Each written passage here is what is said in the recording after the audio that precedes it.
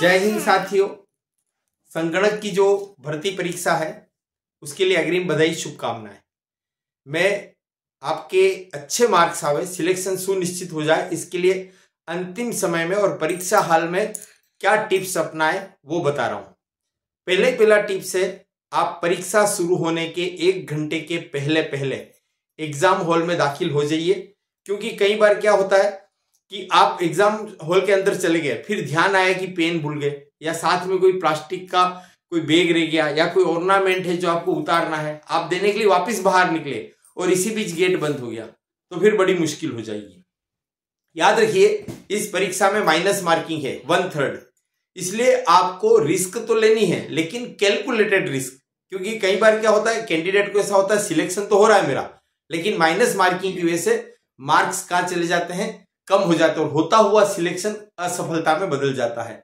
अगला एक विशेष पॉइंट आप ध्यान रखिए, मिनिमम क्वालिफाइंग मार्क्स 40% है। यानी आपको हर हाल में ये जो 100 नंबर की एग्जाम है जिसमें 100 क्वेश्चन पूछे जाएंगे तो कम से कम 40 अंक तो आपको लाना ही लाना है।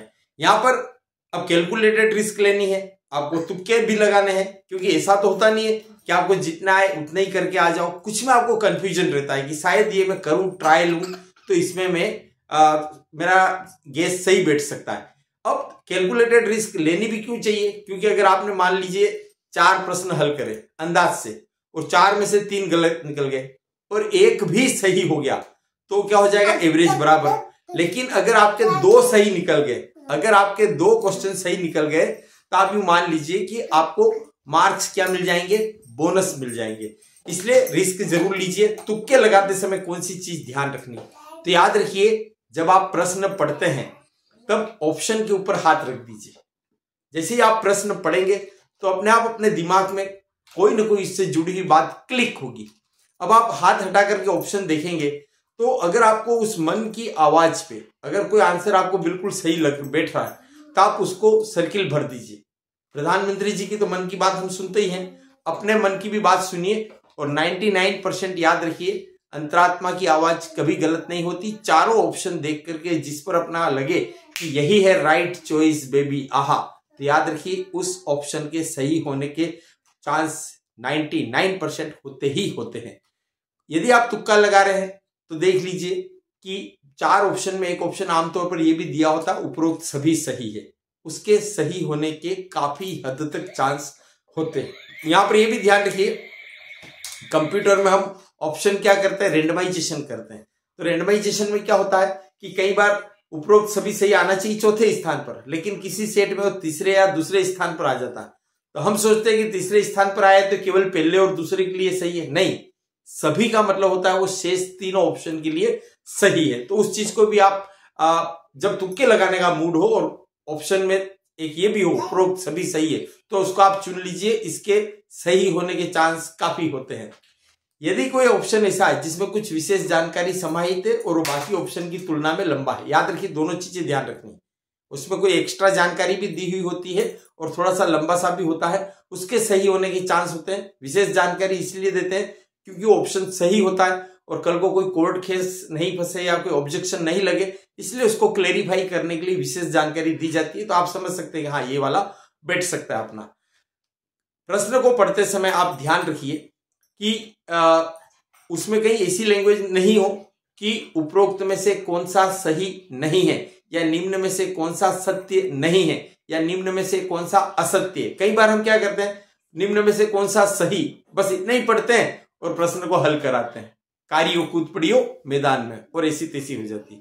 वास्तव में उसमें क्या हुआ होता है, निम्न में से कौन सा सही नहीं है, और एक बार आपने गलत सर्किल भर दिया तो फिर वहां कोई व्हाइटनर वगैरह का यूज तो अलाउ है ही नहीं।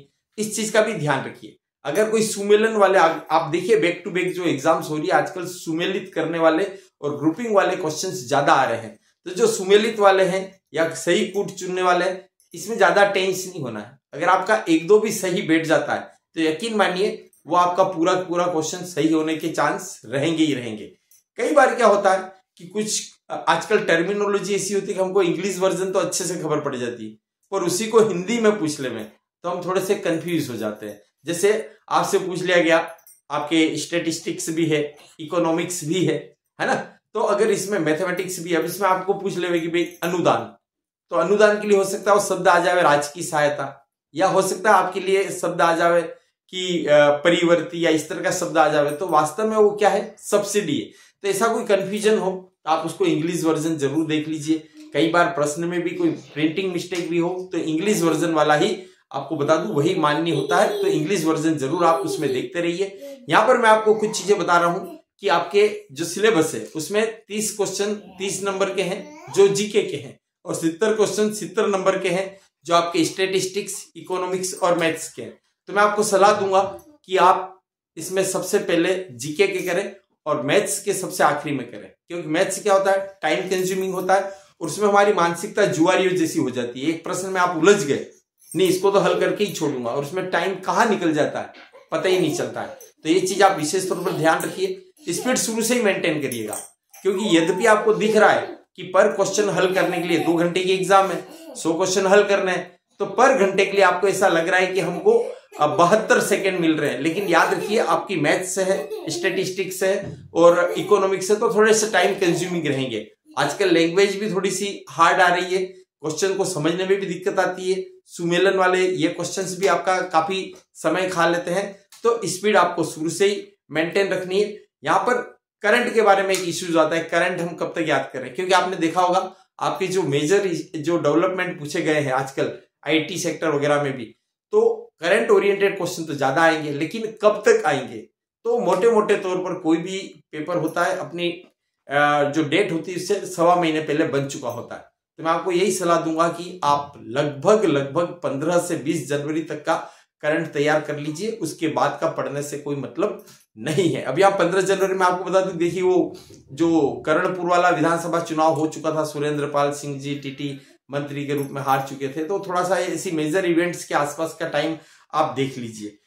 तैयारी करते समय, क्वेश्चन पेपर अटेम्प्ट करते समय पिछली जो कट ऑफ है उससे 10% प्लस का टारगेट रखना आपके लिए ज्यादा अच्छा रहेगा।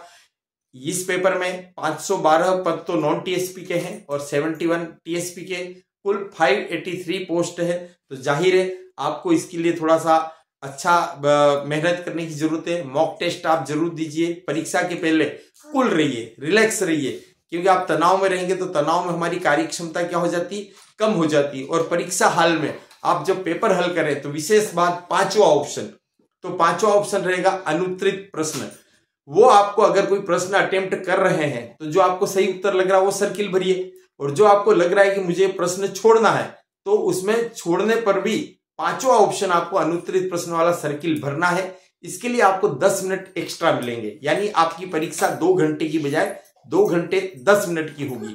यहां पर विशेष तौर पर एक चीज ध्यान रखिए, यदि आपने 10% से ज्यादा सर्किल खाली छोड़ दिए, इट मींस 100 क्वेश्चन है, आपने 11 या 12 सर्किल खाली छोड़ दिए, 5वां ऑप्शन भी नहीं भरा और कोई उसमें उत्तर भी आपने सिलेक्ट नहीं किया, तो ऐसे में आपको परीक्षा से वंचित किया जा सकता है। और जितने भी सर्किल आप 10% तक जितने भी सर्किल खाली छोड़ेंगे तो हर खाली सर्किल के लिए -1/3 काउंट होगा। इन चीजों का थोड़ा सा ध्यान रखिए। आपको अग्रिम बधाई, शुभकामनाएं, धन्यवाद, जय हिंद।